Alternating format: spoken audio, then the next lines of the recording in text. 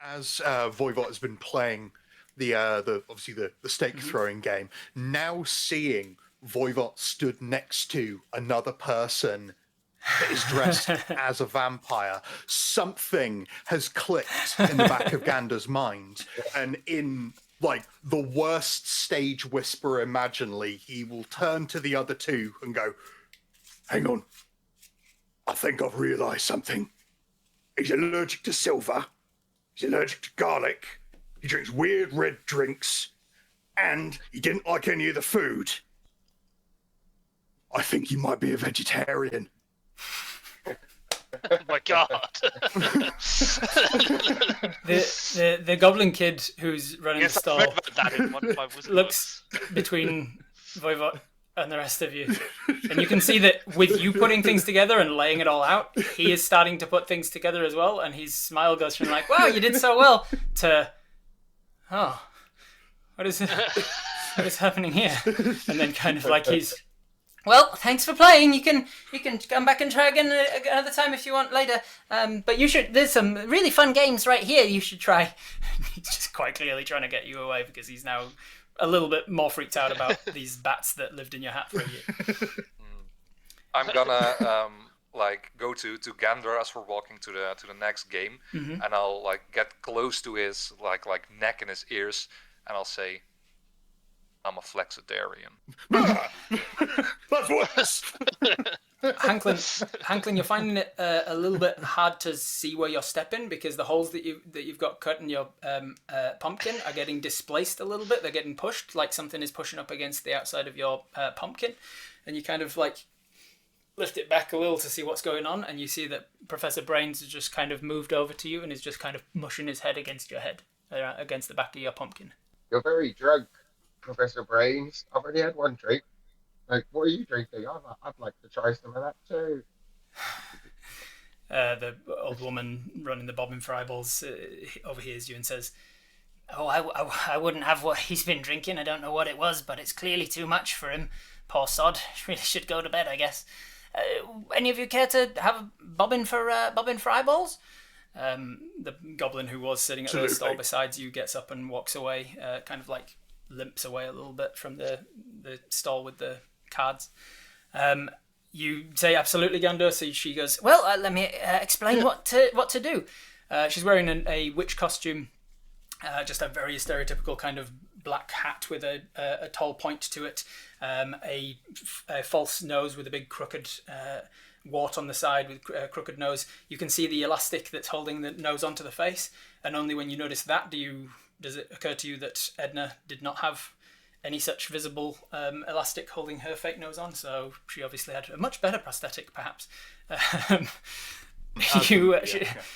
She goes, "I'm Penelope. This is called bobbing for eyeballs. Ooh, you've got to get the. Don't worry, they're not real eyeballs," she says, just in case anybody's freaked out. She goes, "You've got to put your hands behind your back, and you've got to careful not to swallow the water. You've got to put your hands behind your back, and you've got 18 seconds to grab as many eyeballs as you can with your mouth only. And you've got to not breathe in the water because then you choke. Does that sound like something you want to try?" Yes. That's an instruction. Not someone sticking their head underwater. Remember, don't breathe it in. Yeah, she's very worried about like getting in trouble for like drowning a kid or something. Gunda, first question: do you take your ninja mask down? He's about to put his head into the barrel, and then goes, "Hang on." That'll help. Waterboard yourself. How this is going to work is I need a Constitution check, so not a saving throw, just a Constitution check. This is about how well you are at holding your breath, check. and this is going to help me to set the DC for how easy it is. To grab that is going to be a 16. Cool. 25 minus 16 is 9, so you've got a DC of 9. It should be relatively easy to grab these things because you've got a good enough constitution. You can hold your breath, you don't panic. It's about you not panicking while you're holding your breath and stuff, so you've got a relatively easy time of it. But it is now dexterity based to actually grab them. So you stick your head under the water fine and hold your breath. But now you have a DC of 9 to try and grab as many as you can. You can do it. You can do it 3 times. If you beat it by more than 5, you actually get another time as well because you're doing it so quickly. But if you fail it by 5, you inhale salt water and have to end your turn there. So give me the first dexterity check, please. That is reasonable. That is going to be a 14. 14 beats it by 5 exactly. So that counts as 1 eyeball, and you've still got 3 checks left. Give me another dexterity check. Yeah. That is a 6. 6. A 6 is a failure, but not a failure by 5. So you don't inhale too much water. It just slips out of your lips. We're and you don't safe. grab it. You got 2 more checks to make. 16. 16 is a success and beats it by more than 5. So you've now grabbed 2. You've got the maximum amount that you can fit into 18 seconds now. So you've got 2 more checks, regardless of if you overdo them. So. That is. Is that a nat 20? Nat 20. Heck yeah. With this one, Nat 20 for a total 19. you grab both of them. You managed to grab 2 in this one check. So you've still got 1 more check, and you've got 4 eyeballs already. Hey. You're stuffing them in your mouth now. You're stuffing them in the cheeks and seeing if you can grab another one, chasing it around the barrel. There we go. Exactly 9. Exactly 9. You managed to grab 1 more. So a total of 5 with a -1 dexterity modifier. That's a very good score. You come back up right at the 18 seconds. She's like the rest of you hear her. She's starting to like, work. Is he going to be okay? Eventually, you come back up. Spray of water everywhere, and then. All 5 pop out, and she goes, goodness me! Wow, you're incredible. You're the first one today to get one of these. And she lifts up to behind the stall. You can see a shelf that says, if you get 4 to 6, you get a potion of climbing. She hands it over and says, "This thing will help you to climb up walls or on ceilings and things. It's a fun little party trick. Or if you get stuck anywhere and you need to get up, if you've forgotten your keys, whatever. Like you're dressed like a one of them. What are they called? The Night Warriors. What are they? Is that what they're called? The night people? What are they? The I forget what they're called. What are you dressed as, love? Ninja. Ninja. Yes, ninja. Like they do the climbing, don't they? So there you go. She hands you a potion of climbing. Thank you very much. Seems like your dubious usefulness, considering I do have a climb speed. Yeah, right. I was like the guy who took the thief subclass of rogue gets the potion of climbing. Yeah. At least it's a potion and not like a blessing. You can at least give it to somebody else. You hear. Yeah, exactly. Well, it seems like you've got luck on your side. Want to try your hand at a different sort of a game? And you look across to the next stall.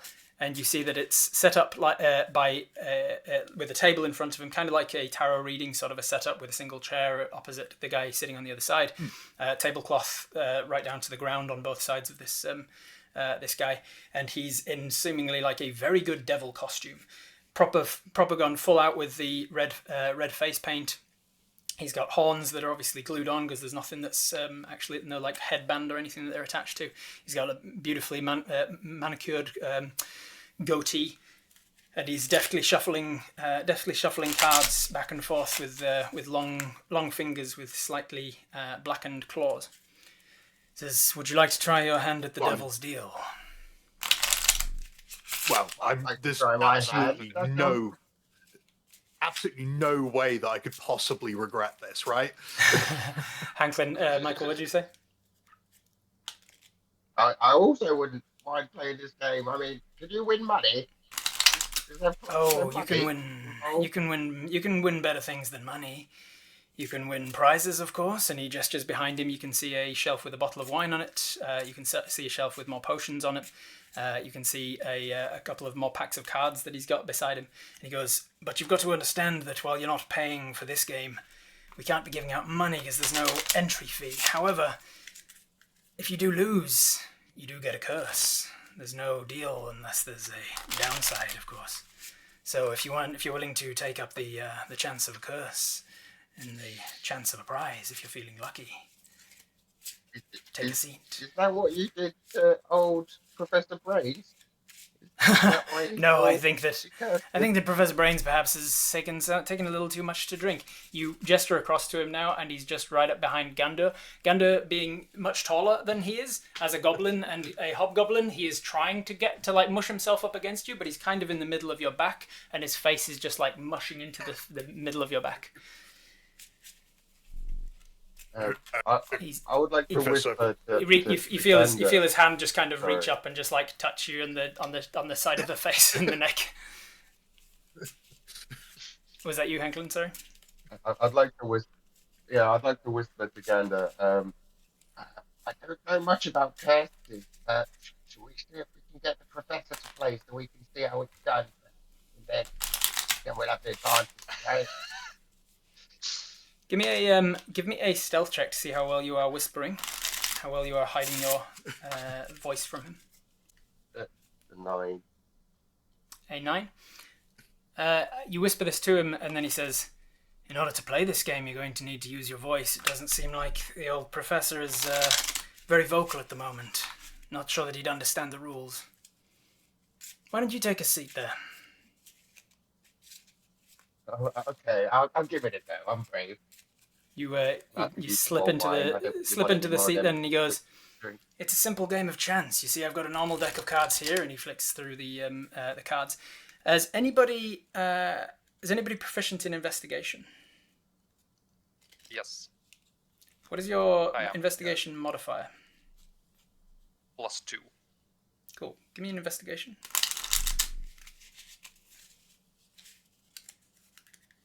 Four. Cool. Perfectly legitimate game. Nothing to notice here. He says a perfectly legitimate and normal deck here. He flicks through them, deftly doing some of that one card hand cutting and things. And he says, the only skill to it is understanding probability and chance. So, I'll turn over the first card. You tell me whether you want to go higher or lower. The first card's going to start with a 10. This game's easy. Is the next going to be higher or lower? We go until you get one wrong. Lower. And that's It's going to be lower. It's going to be lower. The next one is It's going to be a joker. I don't know why those are in there. I'm pretty sure I took those out earlier. Because the next one is a 9. 9 is one success. Is the next going to be higher or lower? How many successes? 3 successes. We keep going until you lose, and that's how many successes Lower you get. Lower than a 9. Lower again. 6. Lower again. That's 2 successes. No. It's higher. Higher than a 6. Right. Jack right. is higher than a 6. That's 3 successes. You're on a roll. It's lower than a jack. Lower than a jack. Unfortunately, a queen is not lower than a jack. So that's going to end your run at 3 successes. 3 successes is not bad, my friend. 3 successes, not bad at all.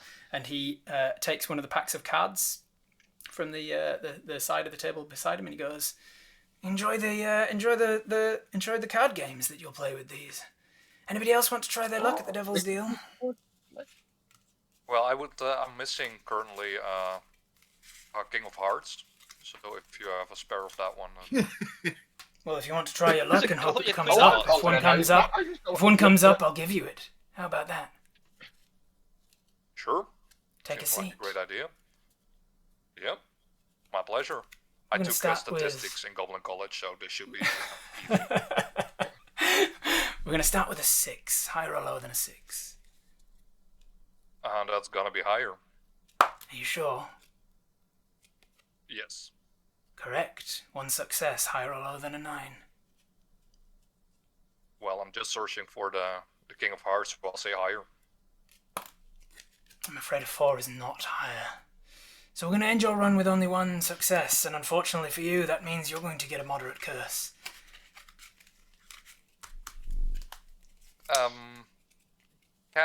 Well, it's a curse. Now, sure. Well, that's what I bargained for. Here, give me you choose a number, inclusive, a positive whole number only, between 1 and 31 inclusive. 29. 29. Interesting. Okay. And you went with, and you got moderate because you got 1. Cool. He looks at you in the eyes, and for a moment you feel like you can see his eyes. Like, it's obviously some sort of effect that he's got baked into his costume, because it like really makes you feel like he is staring directly into your soul, like he can see your soul. And his eyes seem to burn brighter. And then he mutters some ancient language under his breath, or probably just gibberish for the sake of the game, of course. And you are hit with a curse of unrest, meaning that the target no longer necessarily regains their full hit points after completing a long rest, regaining instead a number dictated by the severity of the curse. You have moderate, meaning that upon completion of a long rest, you will only regain a number of hit points equal to half the amount that you are currently missing. You don't know that yet. Nothing seems to happen to you as he gives you this curse, and then says, "Well then, I'm sure you enjoyed playing." At this point, like, as you're standing up from the table to let somebody else have a go, or to move on, you kind of bump heads with Professor Brains, who's just kind of leant over you and has just kind of put his head on top of your head as you were standing up. You clock him in the jaw, and he doesn't seem to even register it. And then he puts his hands on the sides of your head and just kind of like mushes his face against the back of your head. Oh, you're ugly colored. I'm getting pretty freaked out by this whole Professor Brain situation. And I thought, I think I have the perfect wizard spell for this, and I'll reach into my robe and I'll pull out a wand. Okay. And I'm going to go, Hadamaga! And I'm going to cast Wand of Smiles on him. Try and just clean up this act. Saving throw against DC that. 10 charisma saving throw. The wand goes off. This like sparkles hits Professor Barnes. You were doing it at Professor Brains, right? Yeah, not the devil. Yeah. Professor Brains gets hit with this wand, and then just like this big goofy goblin grin goes across his face. There we go. See, I told you and guys. And then he just licks the back of your hair, Voivod. Oh. Yeah, well. That's new. You hear something smack against something, like, and you turn around and you see that the glass doors to the ballroom, the Jeeves, the Frankenstein's monster butler, has bumped into them, and then just kind of like awkwardly puts his hands out and grabs the door handle, and then like awkwardly opens it, and then comes stumbling out, like walking towards you guys. What do you want to do? I can't Wonder Smiles. Wonder Smiles. He also fails.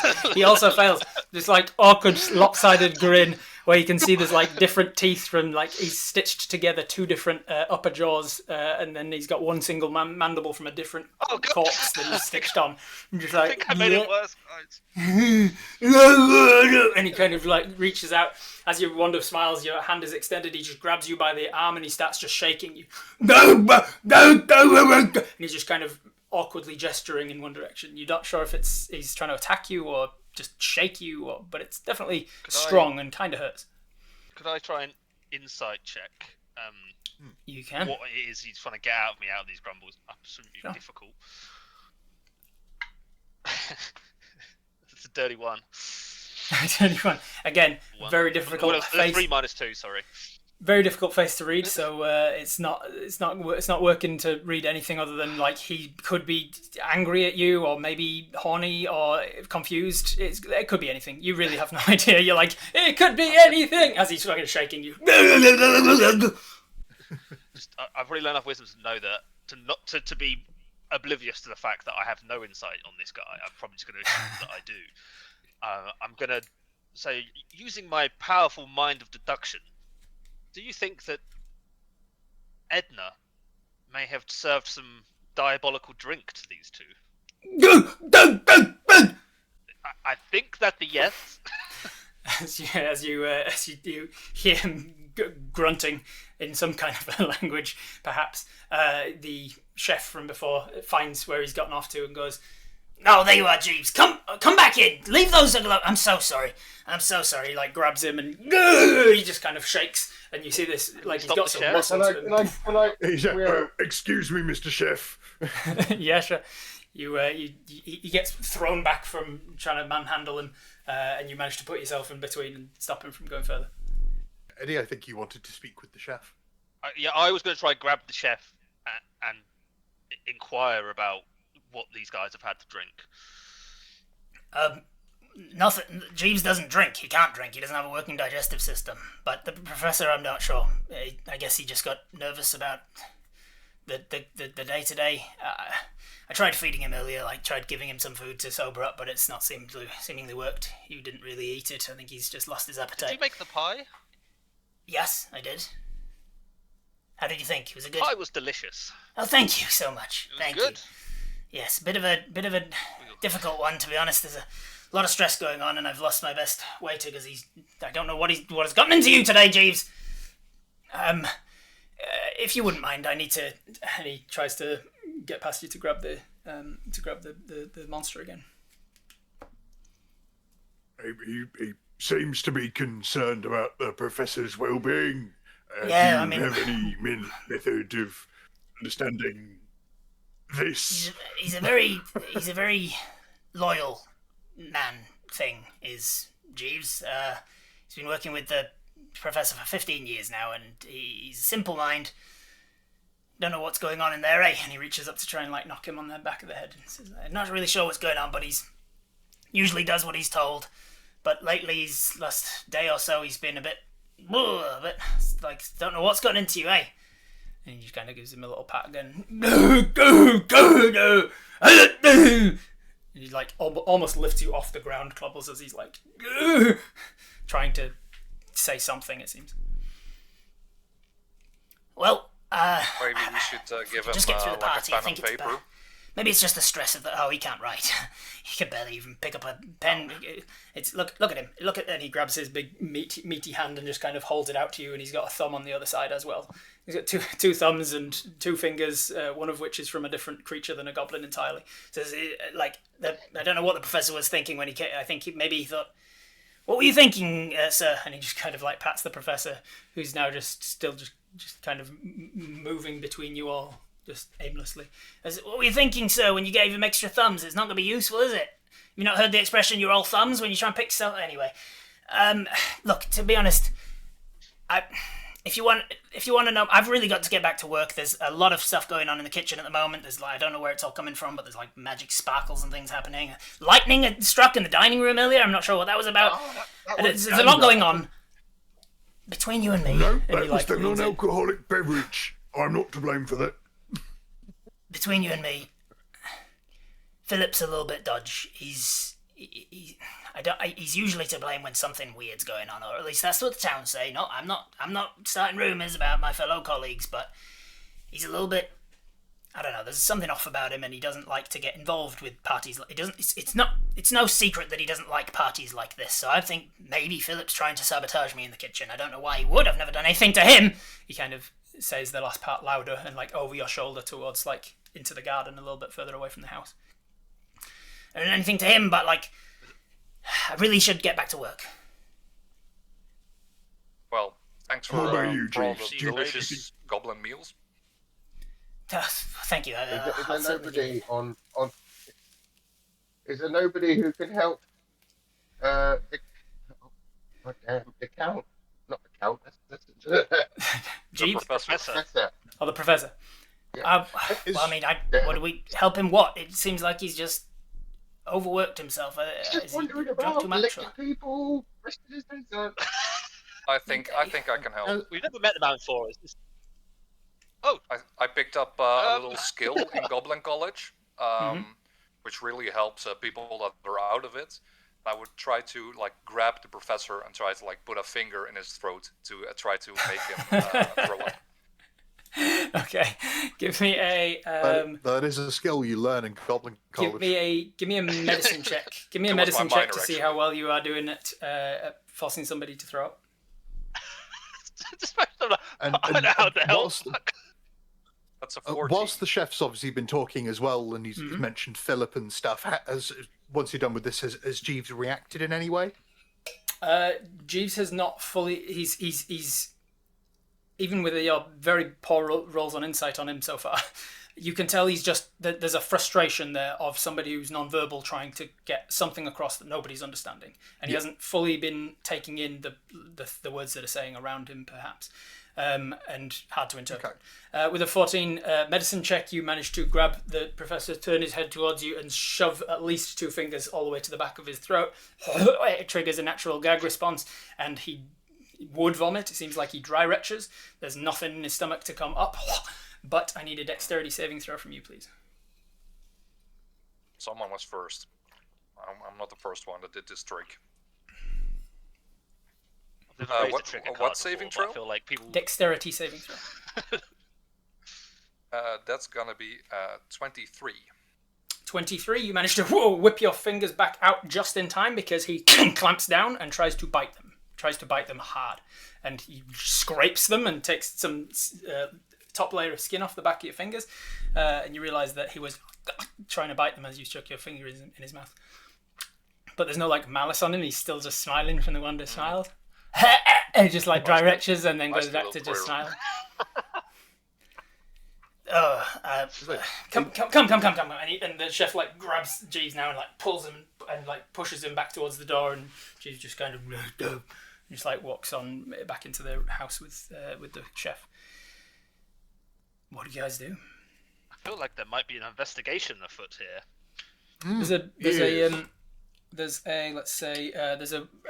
a goblin man dressed like a werewolf walks over to you. He's got patches of fur just glued onto his cheeks, and he goes, "Did he say that that the old Undertaker's doing something weird?" He alluded to it. He's such a weirdo, is that one? Yeah, Philip. He's the fella who, and he points past the pumpkin patch that you can see, and between the pumpkin patch and the graveyard, and he points down to a shack all the way down the other end of the property. He goes, he stays in there when he never comes out. He's an old geezer that's I don't know. He's creepy. Gives me the creeps. I think we all say. And he looks across to one of his friends who's dressed like a haunted doll. Just somebody in a ceramic doll mask comes with a big fluffy dress on, and she comes over and lifts her mask up and says, "Yeah, you talking about Philip?" And he goes, "Yeah, he's a weirdo. He's got something in it for. We think he's doing something with the occult. To be honest, I think he's cursing people and that." I mean, Frank, that boy got cursed by one of your goddamn band members. You're What? Well, I know what I was. He seems to be dishing out curses. Oh, this guy? Oh, it's only a game though, isn't it? It's just a bit of fun. But we think he's actually doing it for real. You wouldn't do it for real if you're out running a store, but staying in a shack when there's a party going on. Who does that? Weirdos. That's who. yeah. You say that, but if you wanted to get away with it, the best way to do it is to be completely obvious about it, because then nobody ever suspects you. I mean, I guess. Trust me, it works. Sure, I guess. Whatever. Anyway, I don't know what you're talking about. we're going to go have a dance Perhaps now. we should pay this The band's starting soon. And the werewolf and the haunted doll walk past you into the house. Perhaps we should go and speak to this Philip. Is enough done? As you head Maybe we should in... have... Yeah. Yes, no? I was just going to suggest whether are we knocking on the door, are we spying on the man? I mean, I'm not entering. I could get. So Pecklington the Third could come. He could have a little look for us just to see what's going on in that little shack. Yeah. Is this your familiar you told us about? Oh yeah, you've not met him yet. Oh, he says he's royalty, but Crows will make it actually. Give me a I didn't know crows had kings. Give me an animal handling check, because you're currently dressed like a scarecrow, so your crow familiar may not be wanting to come near you. 2 + 4.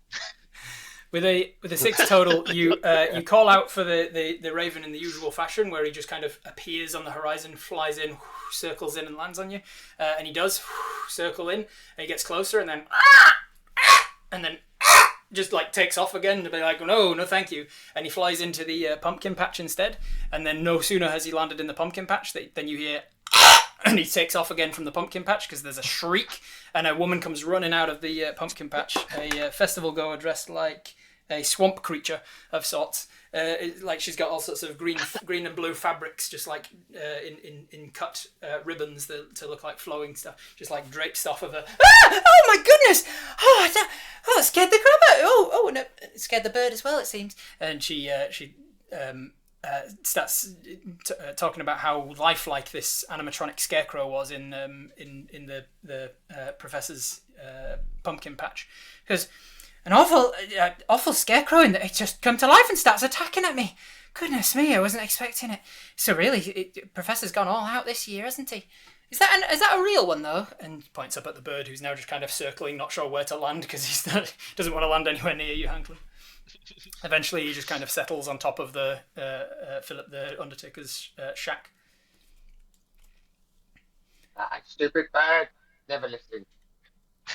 Oh, I heard the band starting use soon, my so I powers think of I'm production heading and say- inside anyway. What do you say? Should we go just have a quick chat with this Philip and just scope him out before the band starts? Yes, I think that's a good idea. I think I have a pretty good knock. You walk up to the Professor's still with us? the professor is just kind of shambling around. You did walk faster than him, so he's just kind of catching up a little bit. So there is a chance that he just goes with this woman as she goes inside instead. He kind of lose him as she goes, I think I'm going to go back inside to have a dance. And he just kind of turns and starts following her instead. Might be for the best that he stops licking us.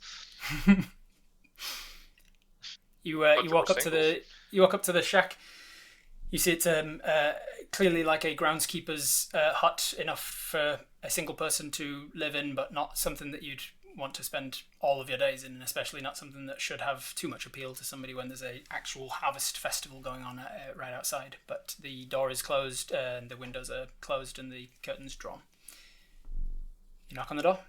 I would like to knock the door and say, like, open up. No! Well, I'm out of ideas. Well, goodbye.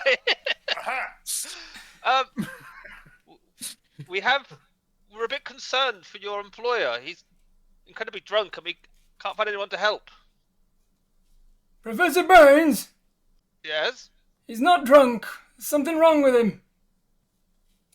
That's what we're concerned about. Could you open the door? No. What do you want from me? I don't know what's wrong with him. Well, no one else does either. Whose job is it to look after him? No, but he doesn't need a carer. Not usually. Jeeves, I suppose. Jeeves looks after him. Well, we're a bit concerned for him as well. Okay, well, sounds like you volunteered. Have fun with that. Now, sir, we've been invited to this party, and quite frankly, we've been having a strange experience ever since we got here. It seems like you are in the employ of this man, and therefore you share some responsibility. Good sir. You hear a sigh, and then a creak of a bed, and then you hear a thunk, thunk, thunk of wood on wood, and then there's a clink, as like chains get taken off the inside, and then a click as a lock gets opened, and then it opens up the door a little bit, and you see on the inside this gentleman, old, very old for a goblin. He's using a shovel like a walking cane with the shovel parts tucked up under his armpit and the wooden handle down at the base, and he's clearly an older guy. He looks through the crack in the door that he's opened, and he says, "What exactly can I do for you?" I would try to get one foot in the door. First of all, You easily So manage that to. he He can't- doesn't try First and, of all, he doesn't try and marvelous slam it. costume. I'm not in a costume. Marvelous It's very costume. rude. That prosthetic nose is one of the This best. is I've mine. ever seen. This is my. And he grabs it and this is my nose. This is what I look like. This is part of why I don't like going to Oh. parties. People are very rude. Is it because you didn't You, have sir, a need to costume? cheer up. You What the just- smiles? Hit him with a wand of smiles, and he fails. This is why I don't like to go to vet. You're awfully rude. Oh, now you're using magic on me. Great, this is wonderful. What do you want? Well, I'm all out of ideas. What do you want from me? He's probably done one of his experiments and it's gone wrong, and he'll get over it in a couple of days probably. How long does this Has last? this happened before? What, this? No, I don't think I've ever smiled Quite before. specifically, doesn't it feel good? No, it's painful on the cheeks. Why did you do this to me? I just thought you could do with cheering up, was all. I thought it might. Right, and this is the way to lasts do it. very Right. specifically for a minute. Right. Well, if there's nothing else, you can go off inside now. Can we just quickly Inside of your insight house. check? I mean, someone else should be doing the insight checks other than me. I'm going to use my power of deduction. I can incite the Undertaker. It's Sure. What are you trying to read? I would on also him? like to do it just to fail again. I say, well, I suppose first and foremost, I would like to ask him. Well, do you have any idea if anyone you can think of might want to do the Professor harm, or if you think he might have done this to himself by accident, or I just really said he anything might have you done it can by point in the right accident. direction, Oh. Yes, he might have done it by accident. Give me that insight check as he answers you. that is 15. Seems like you are getting from him that he is grumpy and impatient and otherwise telling you the truth. Like, you don't pick up... If he is lying to you, he's a very good, very proficient liar. If he's bending the truth, then he's probably making it based in reality and then just changing elements. Or he's just telling you flat out the truth and he just doesn't like you bothering him. He does say... That's bad. The professor's always getting up to experiments down in his laboratory in the basement, and I don't know what he gets up to down there. I'm not allowed down, but I know he gets up to all sorts of stuff. He's doing weird things all the time. He might have done this to himself.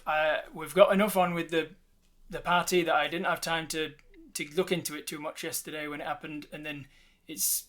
Seems like it's lasted overnight. I thought he'd sleep it off and it didn't, but I'm going to check again in the morning and then we'll work about it from there. There's nothing I can do. As for your other question about so people who don't he's like him, not yes, true. he's a monster hunter, of course. Like, you saw all the accolades in his house, right? You didn't, because you haven't been anywhere other than the dining room or the ballroom, but you saw the accolades, right? Now he's got trophies and monster hunting and certificates from people who say thank you for saving us from the monsters. There's all sorts of monsters that he makes enemies of, but I don't imagine any of them are alive to tell you to take revenge on him or anything stupid. I hate monsters. Well, that was surprisingly helpful, actually. Thank you. Right. It just tries closing the door, it slams you onto your foot. Excuse me. I think I've seen enough. Sorry, a force of habit. Yeah, well, I didn't invite you in, so that was rude. Closes the door when you move your feet. Sorry to Then you disturb hear you. Shunk. Gandur, as the best thief in the world, give me a perception check. Oh, absolutely. That is cool. A 9. 9. You recognise that while his door is heavily locked and things, he has a window that is basically just wooden shutters and curtains. There's no glass in it, and it would be very easy to just climb into his house if needed. You didn't notice anything through the door with a 9 that would have been worth stealing. Something jangled on him, but he didn't open the door all the way up, so he might have had like a money pouch or a bag, a ring of keys or something, but with a 9 you're not sure exactly Or something, yeah. What the rest of you thinking? You're out alone in the garden. You hear that there's some music playing from somewhere in the house now. Maybe we should check out the band, and perhaps the professor isn't our problem. I mean, maybe there's some clues to his affliction in this basement of his, but perhaps we just try to keep a low profile from here on out at this party. It all seems very strange. I think didn't we're know gonna you listen to some was music, a take a monster little hunter. break. That is so cool. He hunts monsters. Professor, the guy lifting people is a monster hunter, Apparently. right? I assume he isn't normally that licky when he's hunting the monsters. You don't know. Maybe it's a technique. Maybe that's Well, I kind of want to see what monsters he's got. I want to check out his certificates, trophies, or whatever. Okay. Well, perhaps we check out the band and we give the house a little tour. And Yeah. perhaps we have a look at the laboratory just to see if there are any, clues or anything of the like. All right. Then you do so. You start heading back towards the. Where is that? You head back towards the house through the back door that you know leads into the ballroom. The ballroom's starting to fill up now because you can hear that the band is not on the stage yet. The musical instruments are still there. You can hear the music is coming from a room upstairs. There's a band obviously warming up, tuning their music, tuning their instruments and stuff. So they're obviously getting ready to go, which means that people have now got their drinks and food and have made their way inside. You see that some of the goblins in here are like slightly taller, or maybe like have blue skin, or like one of them has feathers just coming off growing out of the side of their face from the various different wild surges of the drinks that Edna's been giving out.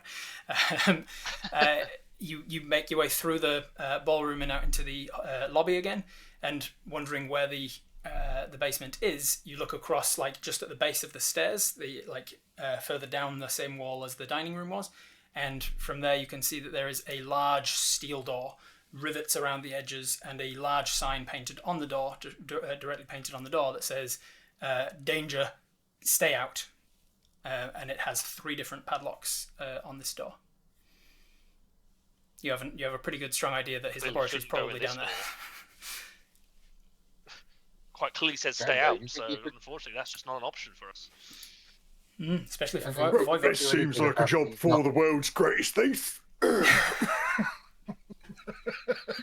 You go straight, you beeline straight for the danger stay out door. Get your thieves' tools out. Absolutely. You get your thieves' tools out. Give me an investigation check, please. An investigation. Okie dokie. That is a 7. A 7. You think perfect. This is a keyhole. I have I have lockpicks. Here we go. Give me a lockpicking check, please. This is you're going to put your keys. Absolutely. You are proficient in both lockpicks and sleight of hand, which means you get to use advantage on this. And because of your dump stat dex, it's going to be a +1 with advantage. You have a +1 from stealth, and you have proficiency in thieves' tools. Can I guidance with this action as well? You sure can. How does your guidance look when you cast guidance? Guidance. My magic normally would go through my familiar, landing on the person. The crow flies in from the side, lands on his shoulder, cocks his head. Just glows for a second. Glows for a second. You feel confident in your abilities. So, roll 2 d20s with a +1 to the higher, and then add a +4, add a d4 to it. Add a d4. Awesome. 21. 21. Well done. So you managed to slide the lockpicks in. You flick around. You realize, oh, this is a difficult lock, and then thankfully it clicks, and you withdraw it and realize 2 other locks to go. Yes. As you're going to try and start picking the. Last for? You can cast it again, or I think in 5.5 it just lasts for the next minute, so that you don't have to keep casting it again and again. Yeah, it's an at-will cantrip. Yeah. So you start doing the second one, but you hear a door open and footsteps on the balcony upstairs, and they're about to start coming down the stairs, at which you are standing right at the bottom picking a lock. Do you want to just keep going what you're doing, just confident as anything, or do you get out of the way before whoever's coming downstairs sees you? I'm going to keep going. I know exactly what I'm going to say if they try and stop me, and we're going to go from there. You start picking the lock. Give me another check. You've got advantage, a +1, and a +d4. It's That's twice I've rolled a 17 now. So, Excellent, great. so again, it's 21. 21, another one. This takes a while to get through. You can see that the tumblers inside are actually actively shifting to try and thwart you, but you realise, that's interesting. This is magically locked. But you manage to hold them in place long enough to click. But as you're doing so, the people pass you. You can see that they are a band of 5 people that are dressed as skeletons. They're in black clothing with their bones like stitched on in fabric, and then faces painted like skulls. One of them has a violin case with them. I think the rest of them have all got their instruments on stage already. So the one at the back who is got the best costume out of all of them. It looks like he's really gone to town on his the detail of his skeleton costume. He's also holding a saxophone case. They walk past you, they kind of glance your direction, but none of them really pay you any mind or try to stop you. They don't ask you what you're doing. They all just walk past and enter the ballroom. I'll have an insight check from everybody, please. Oh, that's a dirty 20. 10. Nice. 15. 3.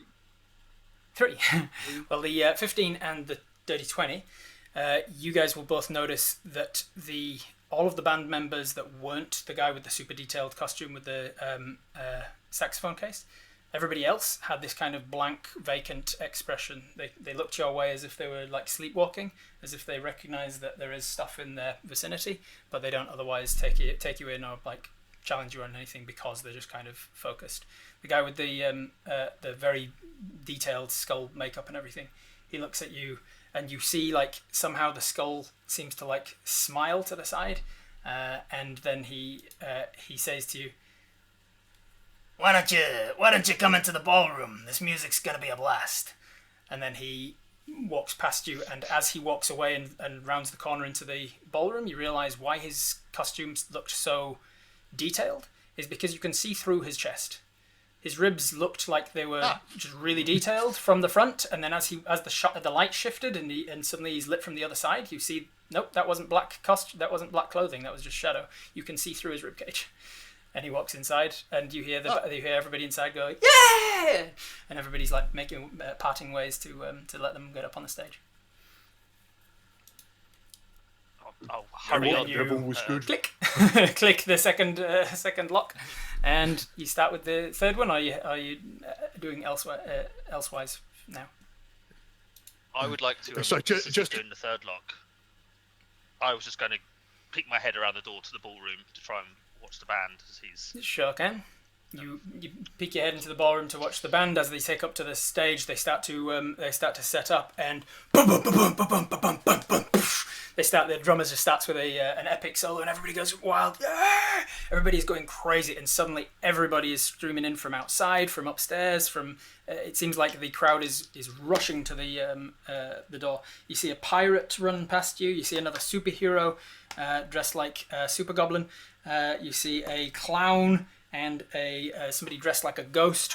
They're all rushing past to get through to you. A couple of them are bumping into you, Gander. So as you are trying now with the band starting, you're going to have disadvantage on this, which will cancel out your regular advantage. So it'll just be a straight roll plus the 1 plus the straight D4. roll. Can I spot the sexy witch on the dance floor? Give me a perception check, see if you can spot her. It's a 1. You can spot a lot of people. There's a lot of people in hats, various different things. You think you spot the sexy witch, and you sort of like get a look to see, and you see, oh no, it's just the black pointed ear of Bat Goblin. Gander, how did you do on that? That is going to be a 17 for that roll. With a 17, unfortunately, that is not going to be enough for this one. The locks progressively got harder. You well made the first DC. You just made the second DC. You failed the last one. I need a dexterity saving throw from you, please. Oof. Hey, at least it's positive. Meanwhile, I need Hey, dirty 20. Nice. Thankfully, you managed to avoid half of the damage as you trigger. You get bumped and it slips off. You trigger one of the arcane runes that you missed with your investigation of 7, like trapping this entire lock. And this blast of electricity fires off of the front of the lock and hits you, or rather just misses you. Actually, you don't have evasion at this level, do you? So that is going to hit you for... No, I don't think so. No, 7th level. 21 halved, because you made your dexterity saving throw, to 11 points of lightning damage. And I need everybody to make a wisdom saving throw as well, Ow. please. Oh god, -2. 8. I got a 4. A 4, 8. an 8, 16. 16, and Voivod, or whoever's missing. 4, 8. I got an 8. So 2 8s, a 4, and a 16. The 16 succeeds. Everybody else fails. As you hear the band starts up, the jazz music starts, and stepping up onto the stage once the rest of them have had their moment to shine, as it were. The main man, the saxophonist, he takes to the stage. He starts up this jazz solo that is so incredibly enthralling that it is literally enchanting. And everybody who failed their wisdom save, including most of the people in the hall, let's see how many of them. Roll the percentile. 98% of them fail their wisdom save. There's maybe one goblin in there that's not you that didn't fail a save. Let's see who is the goblin. Let's see. Roll a d20. We've got a 16. 16 is... Have we had a 16 yet? It would be the ghost. The guy who just ran past you dressed as a ghost makes his save. The rest of them fail it. And as such, they are considered enthralled. Is this Everybody a charm is. effect? It is a charm effect. If you have Advantage. advantage on that, you can roll again. That's a 17 instead of an 8. 17 succeeds. So because of your natural fey-like blood, you managed to snap yourself out of this charm effect. Everybody who is charmed in this way, your speed is reduced by 10 feet. You cannot willingly make hostile actions against the skeleton or any of his bandmates. And you just feel compelled to dance. So as you take this lightning gunder, you just feel compelled to get into that room and start dancing. So it was Hanklin and Voivod that ended up succeeding, right? Yes. And I the think ghost. I'll stand in the corner and broodingly, because I thought they would be playing classical music, but it's But it's jazz. Yeah, I hate jazz as well. What's wrong with all these people? You feel compelled to to dance to this jazz. You start like just vibing. Everybody goes to jazz. Just dancing to the jazz. Jazz hands. You start dancing. You start making your way When I inside. wrote this, I'd like to imagine. Go on. When I wrote this, I'd like to imagine it was all like sort of Michael Jackson Thriller thing with everyone doing like. That's exactly what it is. Yes, they're all dancing in unison. As if everybody at the party, bar Hanklin, Voivod, and the Ghost, have all just somehow attended choreography routines. Everybody's dancing and enjoying themselves. And he's really going to town. I can't remember what the what's the famous saxophone tune. He's playing that, and it continues on like this. Hanklin and Voivod, what do you do? Seeing your friends get charmed like this? I think I'll Gander just got stand in the completely corner and blasted just... by lightning, and now he's dancing. Mm-hmm. Oh, sorry. What is wrong with I think I will I think enter my you've got a mind. slight lag That on you, advantage as Michael. well. I do. Yeah, I do. There's Hanklin. What are you doing? Are you just observing this and how weird it is? Oh, I'm just really confused how Gander just got struck by lightning and then just went off dancing straight away. Breaking it down I mean, real also quite- smooth. He's dancing real well. Very- Can He's we? way taller than most people. What at this happened to the party as crow during the lightning? well. Good question. What happened to I mean, the it crow? was still on his guidance. shoulder, And then, yeah. I generally don't like with pets and stuff in my games. I give them like immunity to taking damage unless you're deliberately using them to like. If you use it to cause some sort of offensive thing, then they're fair game. Otherwise, they're just like "Wah!" and they get out of the way. So the crow, a couple of feathers got left behind, but then and it lands back on Hanklin, now more terrified of the lightning than you. And so it wasn't drawn to dance even, right? The crow was not. No, it's your familiar. It's an extension of you. Essentially, you succeeded at Okay. it, and That means I was going to send him over. I was going to send him over to your wound on. Gander. Excellent. So as it Should be flies okay. through the crowd, picking out Gander, it's easy enough to do. He's head and shoulders above most people here. The crow lands on your shoulder and casts Cure Wounds. How much for? 2d8 plus wisdom, I believe, isn't it? Yep. Stunning. How much does he heal, Goblin? I will take it. 14. 14? Nice. 14. 14 hit points back. Hey. And Thank just kindly.